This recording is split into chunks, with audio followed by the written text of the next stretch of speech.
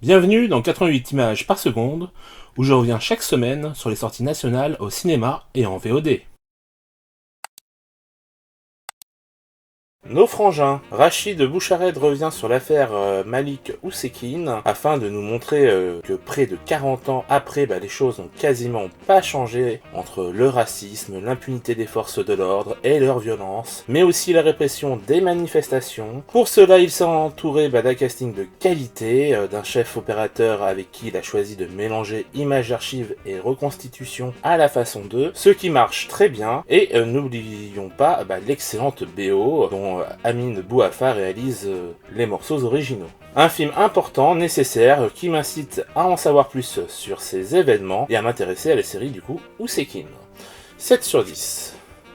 Les pires. Si le film fait la part belle aux enfants à problème et montre que malgré les bonnes volontés de certains, lors d'un tournage il peut y avoir des abus afin d'obtenir la bonne image ou ce moment de vérité, c'est assez indécent. Le problème que j'ai avec ce film, c'est qu'on voit beaucoup trop le film dans le film, et ça a tendance à me sortir de l'histoire principale. Sinon, le casting est très bon, la photographie est belle, avec une réalisation proche de ses personnages, beaucoup de gros plans qui amènent une proximité avec les personnages qui fait que l'on s'y attache rapidement, un film intéressant mais qui pose la question, quid des conditions de travail des enfants sur ce projet, 6 sur 10.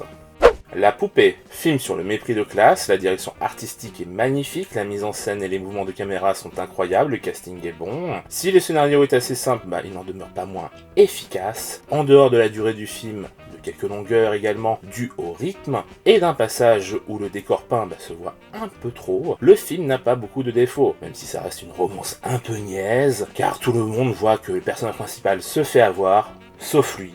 Un bon film, 7 sur 10. Falcon Lake, livre adaptation de la bande dessinée Une sœur de Bastien Vives. Ici, Charlotte Lebon a pris la décision d'installer son histoire auprès des lacs québécois, cette histoire résonnant de manière mélancolique chez elle. Il s'agit d'un récit sur les premiers émois amoureux d'un jeune garçon d'à peine 14 ans. C'est mignon, les situations sont d'une sincérité déconcertante, tout comme l'exactitude des dialogues et des réactions des personnages à cet âge. Le long métrage est tourné en 16 mm, ce qui donne au film cette patine si particulière qui va à merveille avec le sentiment mélancolique. Le directeur de la photographie a opté pour des couleurs chaudes qui évoquent naturellement les vacances, et la mise en scène nous livre quelques plans d'une beauté sans pareil, un magnifique film aux jeunes comédiens talentueux, 8 sur 10.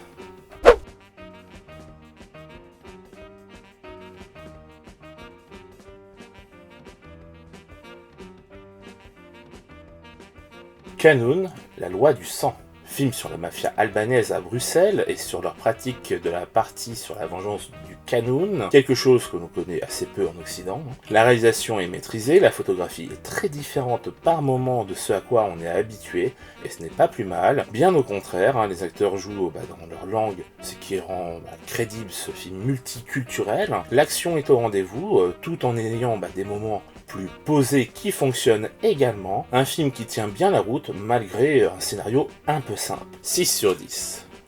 Le chat Poté, la dernière quête. Enfin, le film que Poté méritait, une sorte de western à la Léon, où 4 criminels cherchent le même trésor, dans une histoire où le personnage est en pleine remise en question et où il doit affronter la mort pour la première fois, lui qui habituellement rit face à la mort. Mais je vous rassure, malgré ce ton qui pourrait paraître un poil sérieux, le film est très drôle et joyeux, petits et grands passeront un très bon moment, l'animation opte pour un mélange 3D avec un skin 2D qui rappellera par moments Spider-Man Into the Spider-Verse, avec là aussi des passages où le nombre d'images par seconde varie pour produire certains effets visuels bien sympathiques. Pas un grand film, mais enfin un vrai bon film pour ce personnage que l'on aime tant. 7 sur 10. Les bonnes étoiles. Film coréen du réalisateur japonais Hirokazu Koreeda, avec l'immense Song Kang-ho, qui a obtenu le prix d'interprétation masculine à Cannes pour ce rôle. C'est un film de magnifiques losers que la vie va réunir à travers un trafic d'êtres humains. Oui, ce n'est pas banal, et pourtant Koreeda rend tout cela d'un commun déconcertant, tant ses comédiens le jouent bien, et tout semble si évident. Il y a des notes d'humour absurde par moments, ainsi que de films policiers très sérieux. C'est marrant de voir comment il mélange tout ça, c'est très efficace, puis ça met en lumière les phénomènes des baby box, assez peu connus en Occident. Un beau film avec une famille pas comme les autres, 7 sur 10. Sous les figues, film tunisien sur les conditions de travail des femmes dans les champs, ici pour la récolte de figues, et ainsi montrer les abus du patriarcat, du travail sous-payé, aux viols qui sont quasiment une norme, mais aussi montrer la force de caractère et le courage de ces femmes, leur quotidien, l'entraide face à la manipulation des hommes. Toute l'histoire se déroule sur une journée de travail, ce qui rend les enjeux du film assez faible de mon point de vue. Puis comme la réalisatrice ne voulait pas diaboliser les hommes, c'est assez édulcoré, ce qui là aussi se ressent et m'a quelque peu déçu. Finalement le film est trop timide alors que le sujet était fort, 5 sur 10.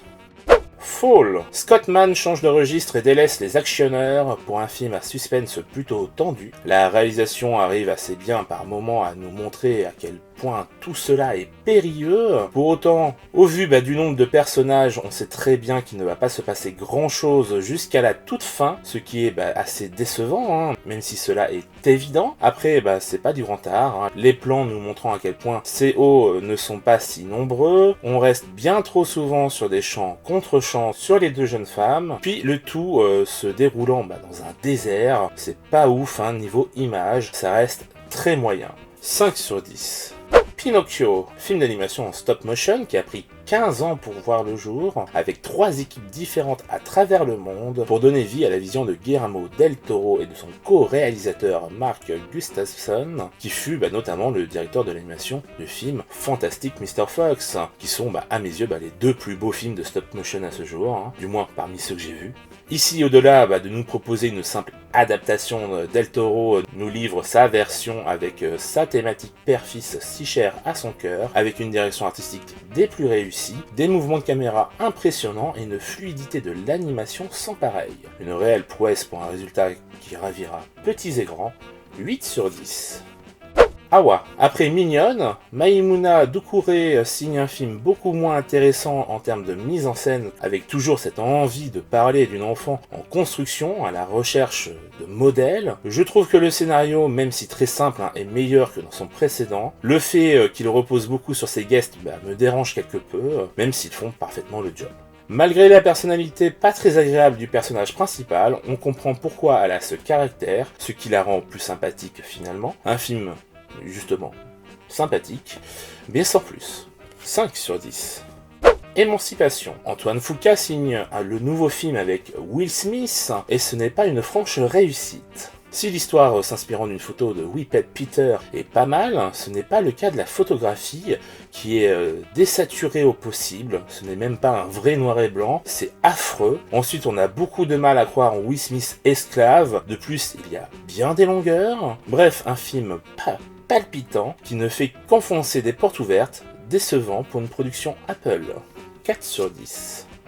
Le film de la semaine, c'est Pinocchio, parce que là, en termes de justement proposition sur une histoire que l'on connaît toutes et tous, et c'est original. Il nous a vraiment donné sa version. Qui plus est, il l'a transposé aussi à une autre époque. Donc ça aussi, c'est quelque chose en termes d'adaptation qui était intéressant, avec du coup le fascisme en Italie. Ça, du coup, c'est absent de l'œuvre originale, évidemment, vu que ça se passe bien avant. C'est moment affreux de l'histoire de l'Italie. Bref, tout ça pour dire que en termes d'animation, c'est vraiment magnifique. Moi, ça m'a rappelé justement pas mal de choses qu'on a pu voir, mais dans d'autres films, parce que Del Toro, forcément, insuffle à ce long métrage sa patte, tout son univers, et forcément il y a un côté un peu sombre. Justement, quand on voit Pinocchio qui va prendre vie, on va le voir comme un pantin désarticulé, presque comme une araignée qui se met sur 2 pattes avant ou quoi. Voilà, c'est assez monstrueux, c'est très bien fait. Ce genre de choses,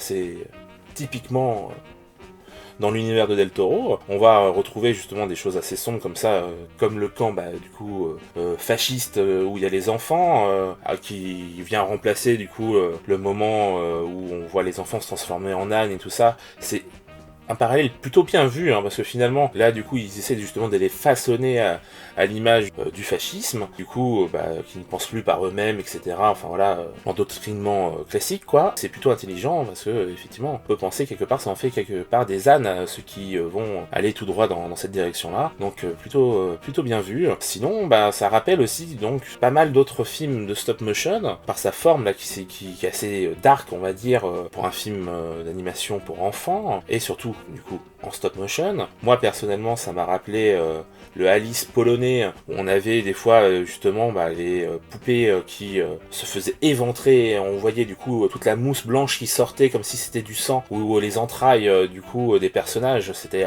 assez glauque, et pourtant, moi, je l'ai vu dans une séance avec des enfants qui étaient hilars quand ils voyaient ça. Donc, on n'a pas vraiment la même vision des choses, les enfants et nous. Donc c'est vrai que souvent on se dit que maintenant les contes comme ça sont très édulcorés, on n'a qu'à voir les Disney, il n'y a plus justement cet aspect un peu sombre et tout, alors qu'en fait la plupart du temps les enfants ils vont pas le prendre comme ça, hein. Ça va pas forcément leur faire peur, du coup c'est un peu débile. Donc moi j'ai bien aimé justement cet aspect là dans le film, que Del Toro lui ne va pas justement s'encombrer de se dire oh là là c'est pour les enfants ou quoi, et du coup il faut absolument que ce soit tout lisse tout machin. Et ben non, c'est pas tout lisse tout mignon et tout. D'ailleurs son Pinocchio il a un peu une gueule un peu difforme, hein, parce que il a une oreille d'un côté, il n'en a pas de l'autre, il a la moitié fini, voilà, il va avoir les pieds cassés, enfin voilà, c'est vraiment quelque chose de différent. Est-ce que surtout la prouesse là, c'est que pour une fois, justement, Pinocchio est réellement une marionnette. Eh oui, vu que du coup ce sont des marionnettes quelque part justement en stop motion. Donc c'est bien vu de le faire en stop motion, c'est d'ailleurs de ce que je sais la première fois. Et franchement très bonne idée Del Toro, tu as bien fait. Alors 15 ans hein, forcément pour coucher de ce film, ça fait un peu beaucoup, mais c'est vrai que finalement le résultat est là, donc n'hésitez pas à le voir, il est sur Netflix. Et puis si vous aimez la stop motion, je vous recommande aussi le travail de Ladislas Starevich. Vous verrez, vous m'en direz des nouvelles. Sur ce, à la semaine prochaine. Ciao!